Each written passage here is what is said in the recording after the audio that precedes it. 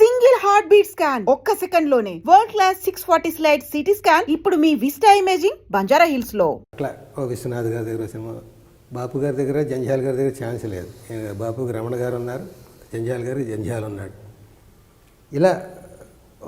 ఇలా కొందరి దగ్గర చేయాలని కోరికలు. ఆ కోరికలు ఆయన దగ్గర చేయాలి. ఎప్పుడైనా లెజెండరీ, ఆ పాతకాలం నాటి ఆయన కామెడీ అంతా భలే ఉంటుంది. ఆ స్లాబ్ స్టిక్ అదంతా భలే ఉంటుంది. నేను కూడా కామెడీ ప్రూవ్ చేసుకున్నవాడిని ఇవన్నీ అని కలలు కన్నాను. తీరా రాజేంద్ర ప్రసాద్ గారి సొంత సినిమా మేడం, ఇంకేంటి నా హీరో, నా స్టార్టింగ్ సినిమాలన్నీ హీరో రాజేంద్ర ప్రసాద్ గారు. అప్పులప్పారావు, ఆ ఒకటి అడకు, ఇలా స్టార్టింగ్ సినిమాలన్నీ రాజేంద్ర ప్రసాద్ హీరో. అప్పట్లో నేను వేరే హీరో అయినా కూడా ఈయన ట్రెండ్ని దృష్టిలో పెట్టుకుని ఇదే డైలాగ్ ఈయన ఇలా చెప్తాడు, ఆయన నోట్లోంచి వస్తే కొత్తగా ఉంటుంది, అలా కొంచెం అట్లా బ్యాలెన్స్ చేసుకుంటూ రాశాను. అప్పుడు ఆ కొత్త ఆర్టిస్ట్కి కొత్తగా ఉండేది, ఇది ఇమిటేషన్లా కాకుండా. అలాగా మన హీరోయే ప్రొడ్యూసర్ మేడంలో అని ఆయన ఇంటికి వెళ్ళాను, రాజేంద్ర ప్రసాద్ ఇంటికి. అంటే ఏంటి ఇలా వచ్చారు, బాబాయ్ ఏంటి నిజమా, ఆయన స్టైల్లో ఉత్సాహంగా మాట్లాడు. మేడం సినిమాకి డైలాగ్స్ అవకాశం ఇస్తారేమో అని వచ్చాను అడగడానికండి. నా ఎల్బి శ్రీరామ్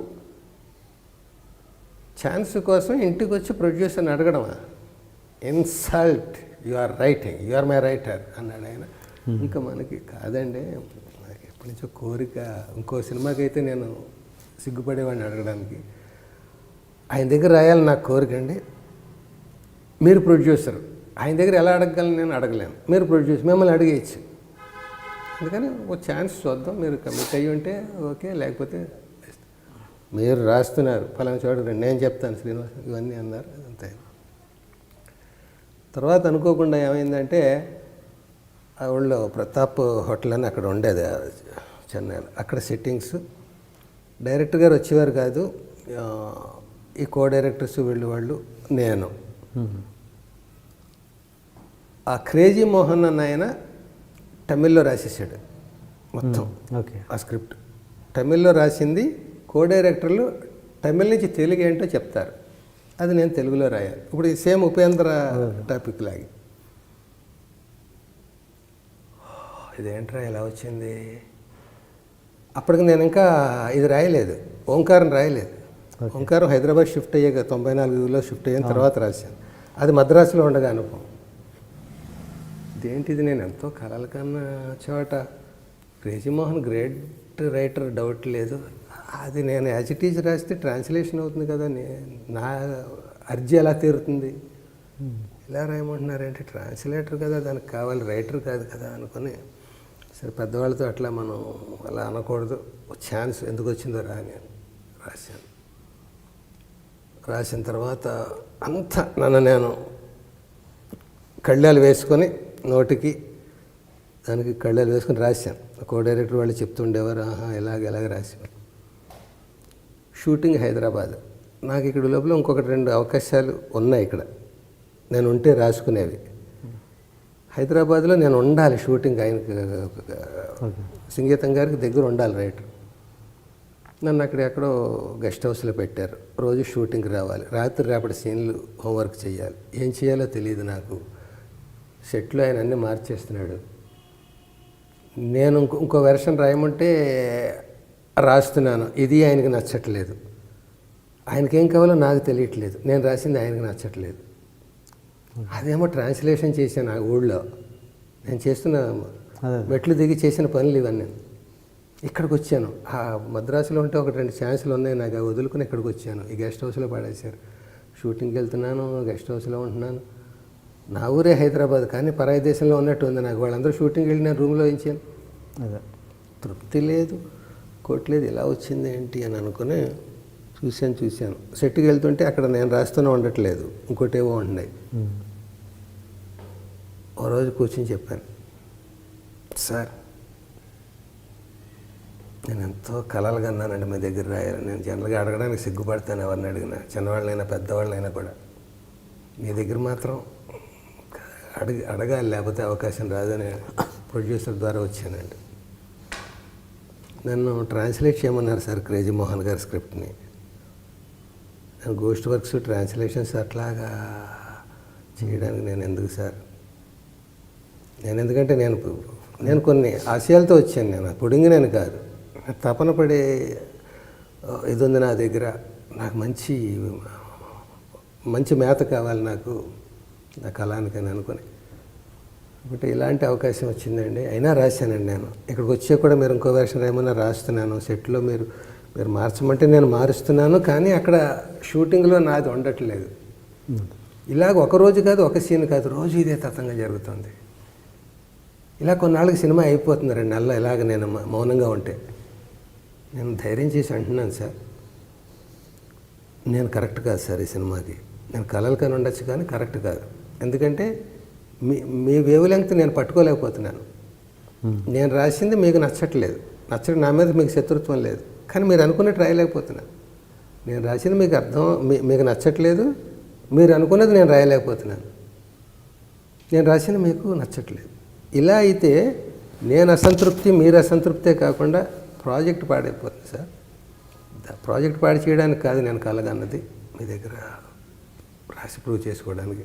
అది జరుగుతుందేమో అని ఎట్లా కుస్తీ పట్టాను సార్, జరగదని తెలిసిపోయింది. బెటర్ మీరు ఇంకో రైటర్ని పెట్టుకోండి సార్. సడన్గా చెప్పేసి కూడా నేను ప్రాజెక్ట్కి అన్యాయం చేయదలుచుకోలేదు.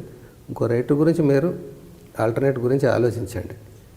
ఆ ఇంకో రైటర్ ఎప్పుడు దొరికితే అప్పుడు నేను మద్రాసు వెళ్ళిపోతాను. ఈవేళ దొరికితే ఈవేళ వెళ్ళిపోతాను, 10 రోజుల తర్వాత దొరికితే 10 రోజుల తర్వాత. భలే అన్నాడు ఆయన.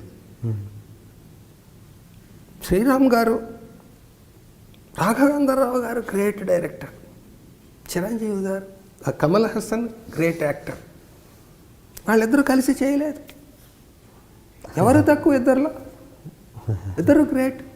కొన్ని అట్లా సెట్ అవ్వకపోవడం అది తప్పు కాదు. మీరు తపన పడుతున్నారు చేయాలని. నేను మీ నుంచి అవుట్పుట్ తీసుకోవడానికి నేను మీకు నన్ను నేను ఏదో ఇది చేసుకుంటున్నాను. సో మీరే వాలంటరీగా అన్నారు ఇంకొకరిని చూసుకోండి అని. ఇంకో రైటర్ రావక్కర్లేదు. ఇప్పుడు జరుగుతుంది కదా, మీరు ఉండగానే ఇంకో రైటర్ లేకుండానే అలాగే ఏదో జరుగుతుంది. క్రేజీమోహన్ రాశాడు, నేను అలవాటు పడి ఉన్నాను ఆయనకి. అది తెలుగులో మీరు కరెక్ట్గా నేను అనుకున్నది వచ్చి ఉంటే ఒకలా ఉండేది. మీరు అలా ట్రాన్స్లేషన్ చేయడం మీకు ఇష్టం లేక మీరు ఇంకోలా ఏదో అనుకుని ఏదో మొత్తానికి ఇబ్బంది పడుతున్నారు. మీరు అన్నట్టుగా ఇబ్బంది పడడం మంచిది కాదని మీరు ఎక్స్ప్రెస్ చేయడం నాకు నచ్చింది. మీరు ఎప్పుడంటే అప్పుడు హ్యాపీగా వెళ్ళచ్చు. మీరు రైటర్గా ఉన్నప్పుడు ఆర్టిస్టులు కొంతమంది ఉన్నారు కదా, ఆర్టిస్టులు ఇప్పుడు అయినప్పుడు అంటే ఇప్పుడు వాళ్ళు మీకు తోటి నటీనటులు అయ్యారు. అంటే అప్పుడున్న రిలేషన్కి, ఒక రైటర్కి ఆర్టిస్ట్కి ఉన్న రిలేషన్, ఇప్పుడేమో తోటి నటీనటుల రిలేషన్, దానికి దీనికి ఏమైనా వేరియేషన్ ఉందా? ఏమో, నేను రైటర్గా ఉన్నప్పుడు వాళ్ళకి నా మీద ఒక ఏ భావం ఉందో, ఒక మంచి సద్భావం. యాక్టర్గా అయ్యాక ఇంకా కొంచెం మోర్ వాళ్ళ క్లబ్లో ఇంకొక కొత్త ఇన్వైట్ అయింది తప్ప నేను అక్కర్లేని గెస్ట్ని కాదు. ఓకే ఓకే ఓకే ఓకే అని ఇంకోటి సార్, ఒక రచయిత ఆర్టిస్ట్ అయినప్పుడు డైరెక్టర్కి ఒక అడ్వాంటేజ్ ఉంటుంది, ఒక డిసడ్వాంటేజ్ ఉంటుంది. ఒక అడ్వాంటేజ్ ఏంటంటే స్క్రిప్ట్ స్పాట్లో నడుస్తున్నప్పుడు స్పాట్ చేంజెస్కి అతను మిమ్మల్ని యూజ్ చేసుకోవచ్చు, తన రైటరే కదా అని ఇంప్రవైజేషన్కి బెటర్మెంట్ కోసం వాడుకుంటారు. కానీ ఒక డిసడ్వాంటేజ్ కూడా ఉంటుంది. ఏంటది మీకే తెలిసి ఉండాలి. రైటర్ ఇబ్బంది పడతాడు, మనం రాసిన మార్చేస్తున్నాడు అన్నట్టుగా, అంతేనా? డిసడ్వాంటేజెస్ ఉంటాడు. అంటే దాన్నే మన సినిమా భాషలో చెప్పాలంటే ప్రతిదానికి వచ్చి వేలు పెడుతుంటాడు అని ఒక టాక్ కూడా స్ప్రెడ్ అయ్యే ప్రమాదం ఉంది. దీన్ని మీరు ఎలా ఫేస్ చేశారా? అది చాలా ఒక్కొక్కసారి ఇబ్బందిగా మారుతుంటుంది మీకు తెలియకుండా. అంటే రైటర్స్లో కూడా 2 రకాలుగా ఉంటుందండి ఆలోచన విధానం. ఇప్పుడు ఒక డైలాగ్స్ కదా నేను ఇచ్చేది, స్క్రిప్ట్ మార్చాను కదా, స్క్రీన్ ప్లే మార్చను, స్టోరీ మార్చను, నా క్యారెక్టర్ మార్చను.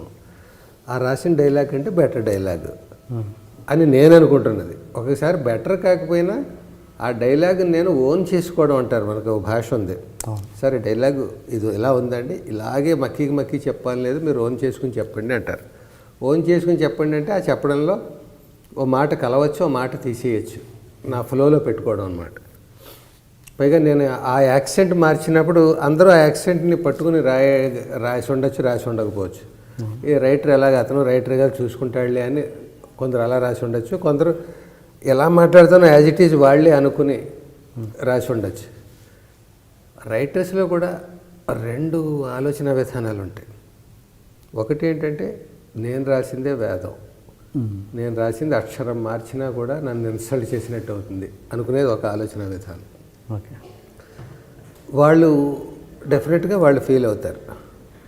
అది ఒకసారి మరి డైరెక్టర్తో వాళ్ళు ఎక్స్ప్రెస్ చేస్తారు, ఒకసారి చెయ్యరు అనుకుంటాను నేను.